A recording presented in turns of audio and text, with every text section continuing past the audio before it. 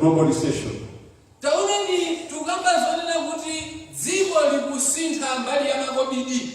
Right now, we are talking of rampant corruption.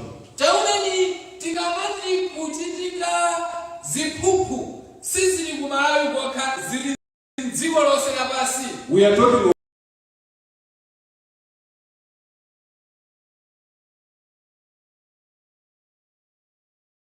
of wars.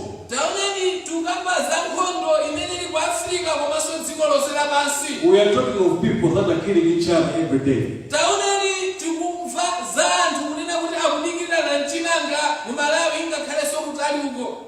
Right now, here in our country, there is that hunger that has reached unprecedented levels.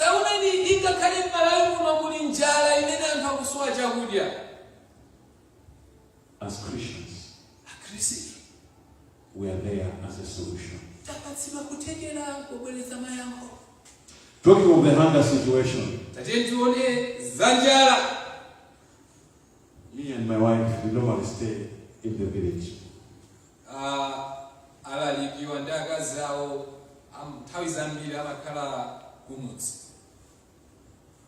Brothers, it's not good out there. People are living 3 days without eating. People are eating roots. Bitter roots. Unfortunately, the rains have started late.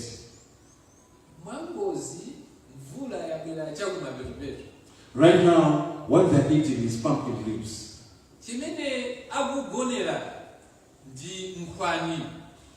They are drinking this powdered juice that will be put in water to dissolve just for energy.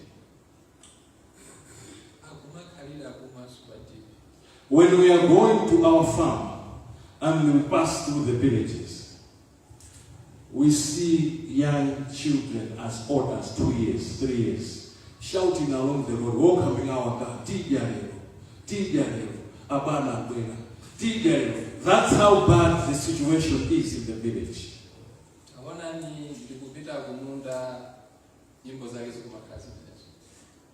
The thing is, when we reach at the farm, early in the morning, we find maybe 500 or 300 people waiting outside for us to say, just give us something to do for us to eat. But if you sit down and look at the whole situation, it's all man-made.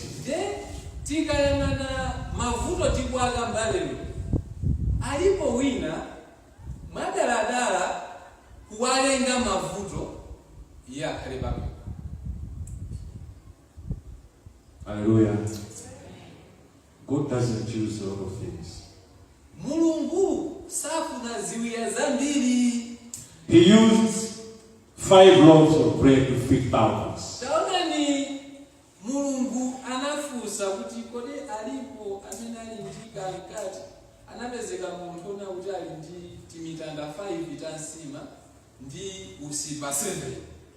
He needed only 1 stone in the hands of David to kill Goliath.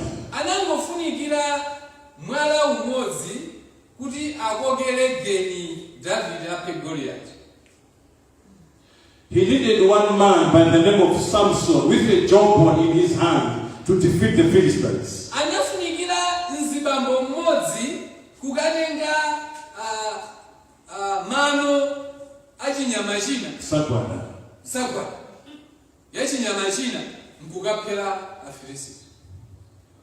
We just need to stand up and to say, here I am, Lord, use me.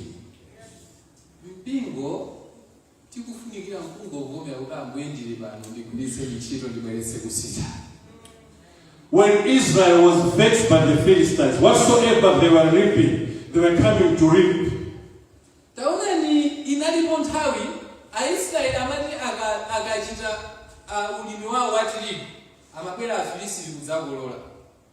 There was some man, Gideon. And there was Shammah. When all the armies were running away, he said no.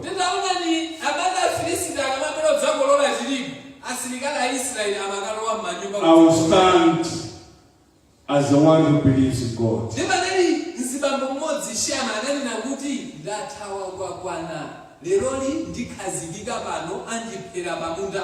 He stood in the middle of the field and he plundered a lot of Philistines.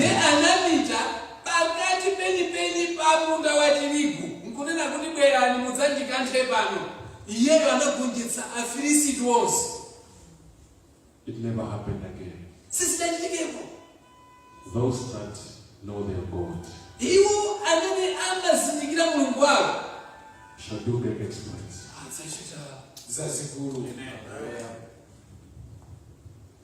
You don't need to have a lot of money.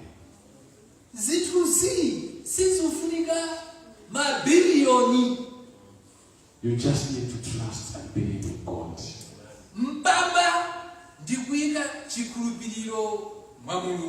David took one stone.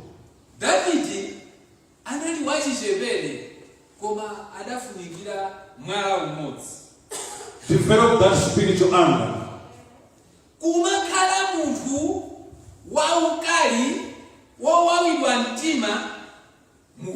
You uncircumcised, how can you speak bad about my God?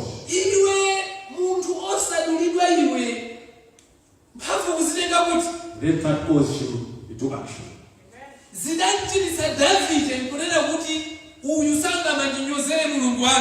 When you see a lot of people suffering around us,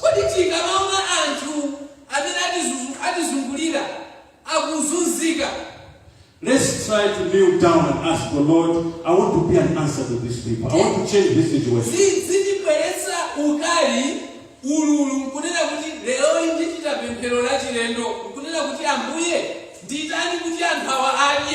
Let's go to our closets and ask God and do the necessary action to make sure that we reverse that situation. We are a solution to the world.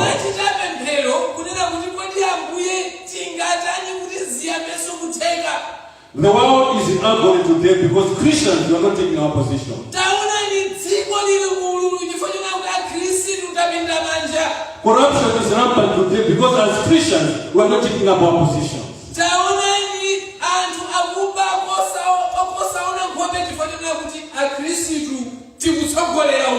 Let's do what we can. Whatsoever we are tasked to do, whatsoever we are positioned to do, let's do it to the best we can.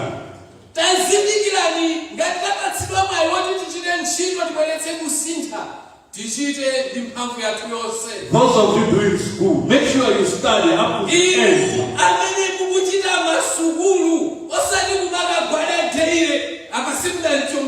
The Bible says, study to show yourself approved.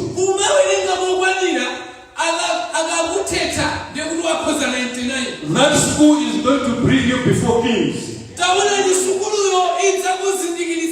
And if you sit before kings, you are going to make decisions for the nation. Whosoever is doing school, let him do to the extent that he should go to the end of education.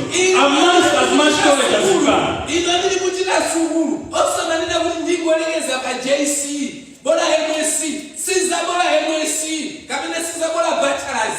No. Sky is the limit. No. If you're doing business, don't look at the billion. Look at trillions.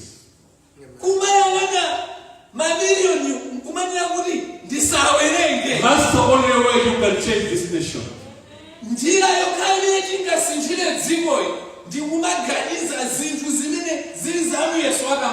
Don't look down upon your business. That business in the hand of God is like a stone in the hand of David.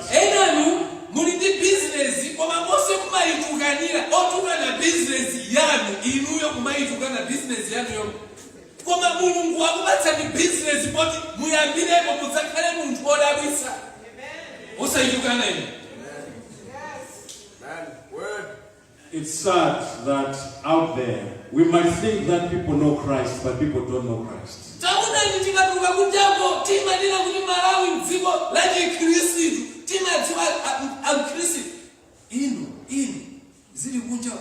We don't. A lot of people don't know the true meaning of Christ. A lot of people are going to perish because of us Christians.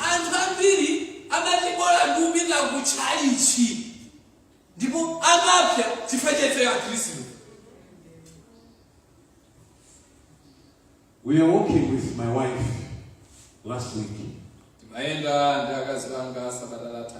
We saw some 3 girls. It was a school day. We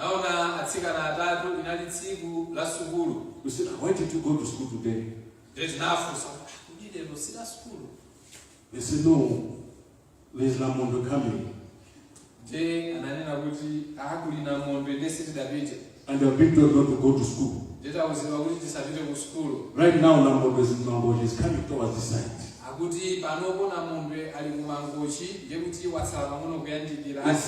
It is raising houses, flooding more areas.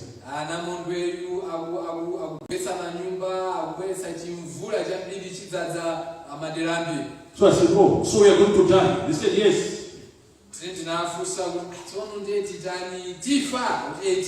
So I asked them a question, are you ready to die? Yes, you are ready. They said, how ready are you? Mas, you are ready to die. No, you are not ready. You are going to be like you receive Christ.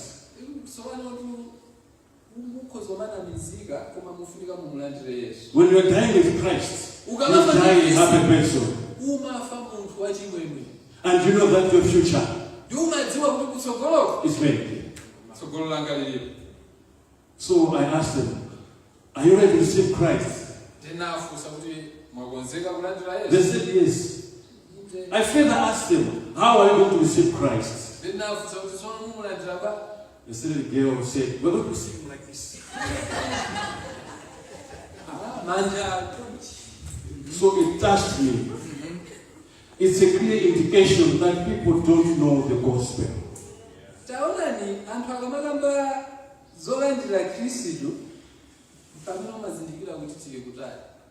We stood with them, we preached to them, we asked that denomination. There were 2 Catholics and 1 Muslims.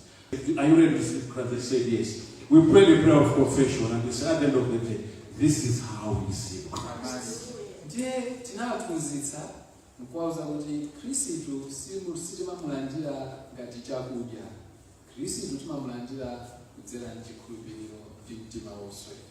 Brethren, the Bible says judgment will begin in the house of God.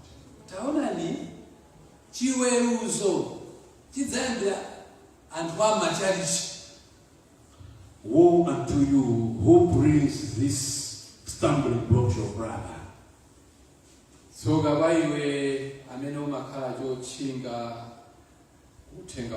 It was better you were not born.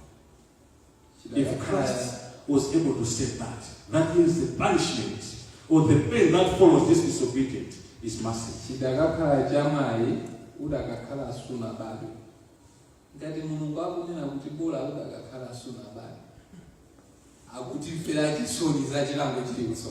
Church, what I want to say is, if you are professing to be Christians, let's take time to know our God.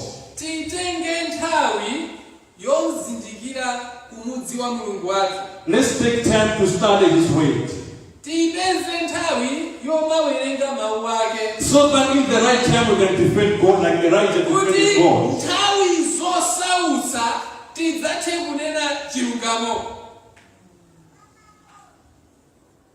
It's funny when I'm following the issues of Trump.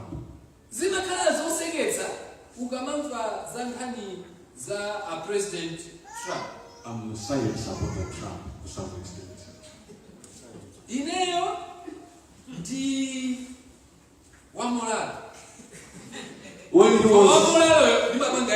When he was brought into power, he said there are only 2 genders in this nation, in this world.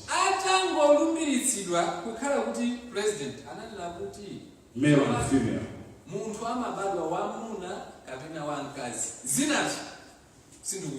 We don't recognize any relationship. My documents also and other gender. Male, female.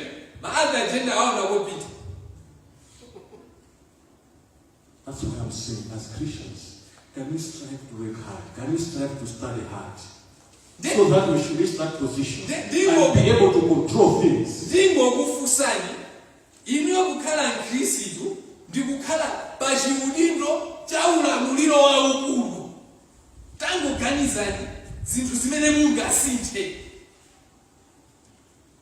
Hallelujah. If you're study to the maximum.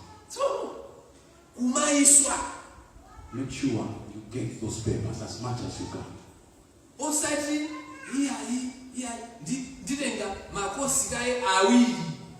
Make yourself relevant. 6 months.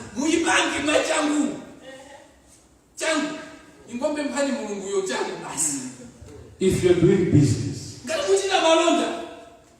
do it to your best of your ability.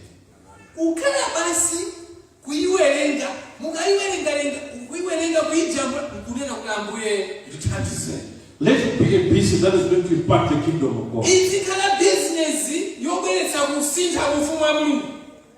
It's sad when you drive along the Mambochi road.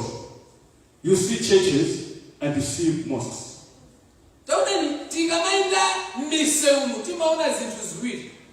It's a reflection of how poor the Christians are.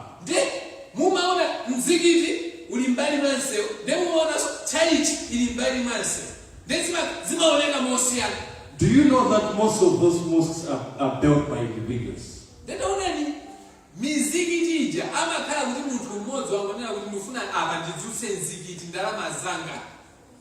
As he's driving to Mambochi, he sees people worshiping in a fast house. He said, no, I need to build a.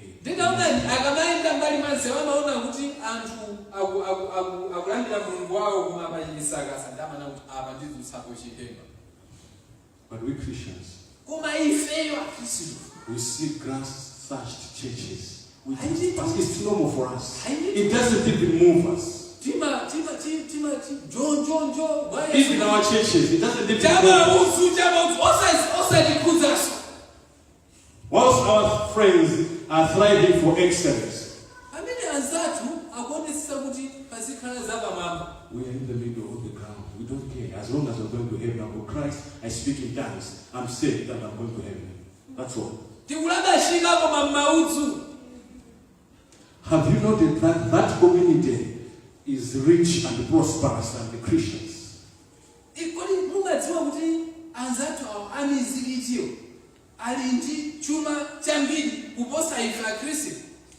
The word of God applies everywhere, no matter what.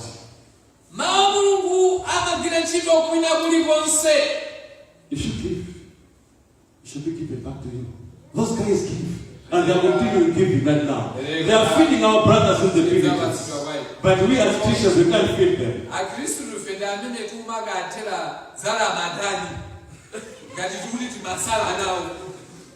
Gentlemen, the men of God that we have read in the Bible, they knew God and they believed Him and they walked in faith, believing that the heavenly host is behind them.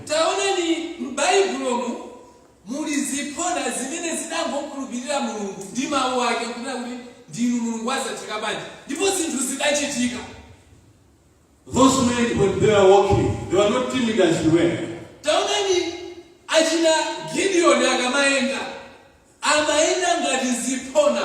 Elijah was not walking as timid as we are. Not that they were pompous, but they could command a certain fear, a certain atmosphere around them.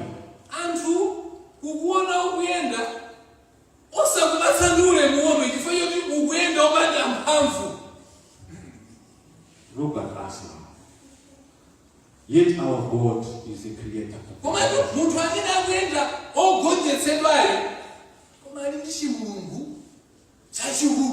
Big God. Yet the seed that was used to create this earth resides in you.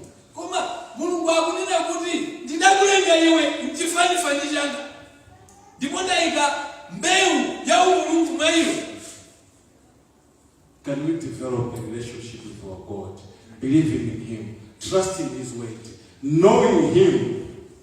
Abale ndalongo chite ubale ndi Mulungu amene timdziwe mphamvu yake. Elijah was able to stop the worship of Baal in Israel because he knew God. He could go upon fire from heaven, slaughter all the 450 men of Baal. Taona ni Elia anachita mpikisano ndi milungu ya Baal. Anakuti tinyegetse moto wa Yehova uchokera kumwamba unadza unanyeketsa. Ndipo anazinga makosi milungu yonse ya Baal. And I challenge you that 90% of us in this church, we are afraid to pray at the hospital for the patients. So ambiri aife muzipatala mundeti malowa kukaona odwala. Chimene timachita cha nzeru ndikungonyamula phava la nthochi. Kutulukamo zowerengera vesi ayi. We can go, if you think I'm lying, we can go as a church today. Let's go see someone at the hospital. And let's say, if the bishop just say, can one of us pray for the patient? There's going to be signs for some things. A bishop asayamkule kantu. Mukapezeka kuti tatulukamo osachita akantu tose limadikira bishop apempe kapena atiuze kuti tipempe. Look at our church here, the Sunday school. Taona nini? Ana Sunday school. They were fighting to pray. Kumakala ndinjala yonera kuti I'm looking forward Sunday ndikakhale kusogolo ndikapempere. That's why Christ said you need to have faith like the faith of these kids. Chifanye kakunena kuti lolani ana adze kwa ine. Church, I want us to go back. Tufuna libelele mbuyo mpingo. Our past people were a solution to this world. Zana lija anthu ambiri yachi Kristo amabweretsa kusintha mzimu. They brought change. Amabweretsa kusintha. They brought solutions Amakhala yankho to situations. They brought hope to the world. Amabweretsa chiyembekezo. They transformed lives. Amasintha miyoyo. They made the world a better place. Amaonetsetsa kuti dziko likuvala nkhope yochena. Because they knew their God. Adazindikira Mulungu wao. We can go on and on mentioning Daniel. Tikoza kuchula zipona osamaliza. We can go on mentioning Abraham. Alipo Daniel, alipo Abraham. Mose. All those people, they knew their God and they walked closer with God. And because of that, they were able to do things beyond our human understanding. Adachita chinthu chimodzi adandziwa Mulungu wawo ndipo adachita zinthu zazikulu. Can we revive that spirit in us? Abale nalo mkatimu titsitsimutse mzimu umene. There are over 23 million people in this nation. Alipo anthu omathamangira 23 million kapena chama 24.5 Malawi. But those of us who are here can bring change to those people. Komatu si 23 million wa amene angabweretse kusintha. Ifeyo tasonkhana panopo. Tikoza kubweretsa kusintha. Let's make a decision Tipange chisankho to stand fast before God. Kukhala anthu oima osatekeseka mwa Mulungu. No matter what. Let's stand. Osatekeseka. You can command the sun to stand still. Inuyo mukoza kuliuza dzuwa kuti sinamalize kutakata business yangu. You can command situations in your life, in this nation, to stop or to start. Mukoza kumayankhula ndi nyengo zimene sizikusangalatsa moyo mwanu kapena za dziko kapena za mpingo olo kubanja kwanu mkuzunguza kuti nyengo ano si malo ako. Let's prepare ourselves. Tizikonzekeretse toka. Jehoshaphat and his army, Yehoshafati ndi asilikali ake, they would have said, Ambuye, I thought you would bring rain. adakanena kuti Ambuye mukunena zosatheka, Ingobwesa mvula. chabwino ndichiti mvula ingogwapo pano timwe madziwo, koma tidikirire mpaka mawa tikumbe zitsime. I want us to learn something from there. Funa tiphunzire kena kake. As a step of faith, we need to do an action in our lives. We need to take step. We need to start, whatsoever it is. Tsono tikanena kuti tikumkhulupirira Mulungu, sizikutanthauza kuti zichitika, zimafunika muchite ntchito. Hallelujah, church. Amen. Can we start?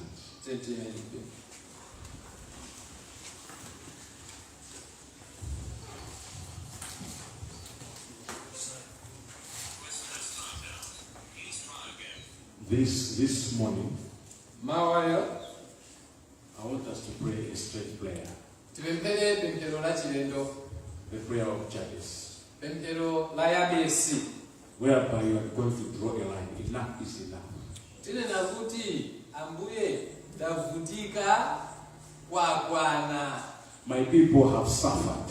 Anthu anga avutika amalawi, mwachula anthu enawo kwakwana. The world is in agony.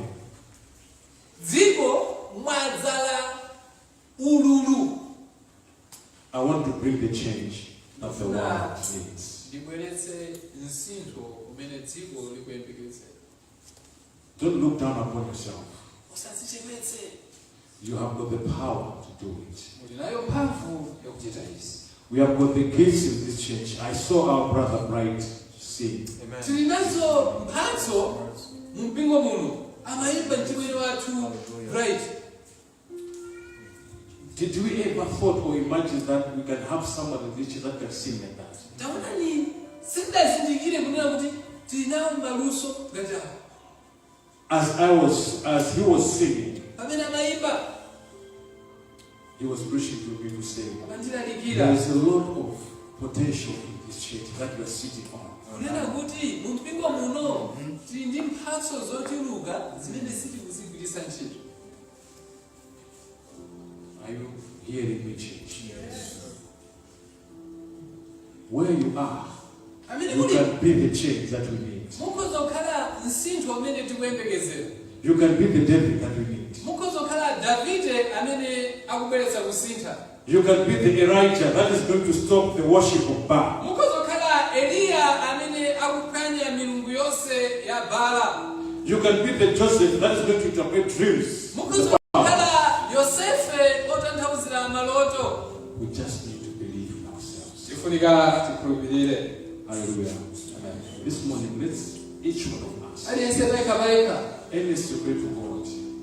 Let's confess that we have failed you by not believing in it. Tachita nipemphero kunena kuti Ambuye tikuvomereza talakwa talephera. Because the power that resurrected Christ from the dead is the power that is at work. Mphamvu imene idaukitsa Yesu m'manda ndi mphamvu yomwe inachitachita mwayi. There is nothing powerful like death. Palibe mphamvu yayikulu kwambiri The world has not found a solution to death. Palibe mmodzi amene wapeza yankho kuchiza imfa. You've got that power. Let's pray, church. Let's pray, church. Dedicating ourselves to God. Hallelujah, church. Oh, Heavenly Father, I want to say thank you, Father. Thank you, Jesus. Thank you, Jesus. For you are God who is almighty. You are God who is so great. You are God who is everything. Yes, God, you are the same God who never changes, oh God. You are God who is the restorer. Your ways will never change. Your character will never change. Your nature will never change. You still listen to people and you still listen to men as they speak and they believe in you, oh God. Just like the days of Elijah, oh God, you are still moving again in these days, oh God. Like the days of Daniel, God, you are still moving in this world of God in Jesus' name. Just like you used the men of God, Father God, you are ready to use us for the betterment of this world in Jesus' name. Father, we start presenting ourselves that, Lord, here we are. Here we are, send us, oh God. Here we are. May we be the change that the world needs in Jesus' name.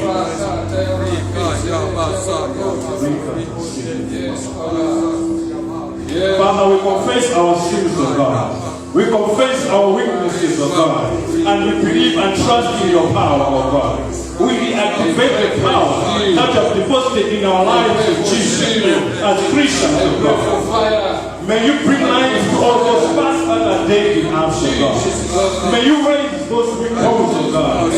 May you strengthen those weak hands, those weak legs, oh God. May you sharpen our brains, oh God, our understanding, our wisdom, oh God, our spirit, oh God, in Jesus' name. Father, we break every power that is us in Jesus' name. We are putting down every thought, every imagination that is exalting itself against the knowledge of God in the sight of God. Father, we destroy, we uproot everything, oh God, every chain that is binding us from where we go. Every chain that is binding us, Father God, we are breaking it, oh God, and we are setting ourselves free, oh God.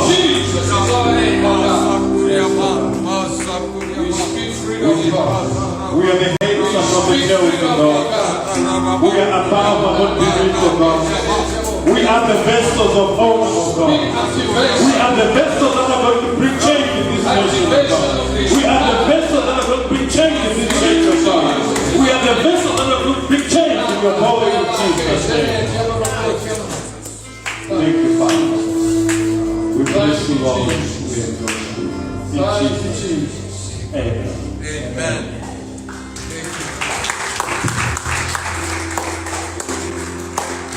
Stay happy with online food entertainment. Anytime, any place.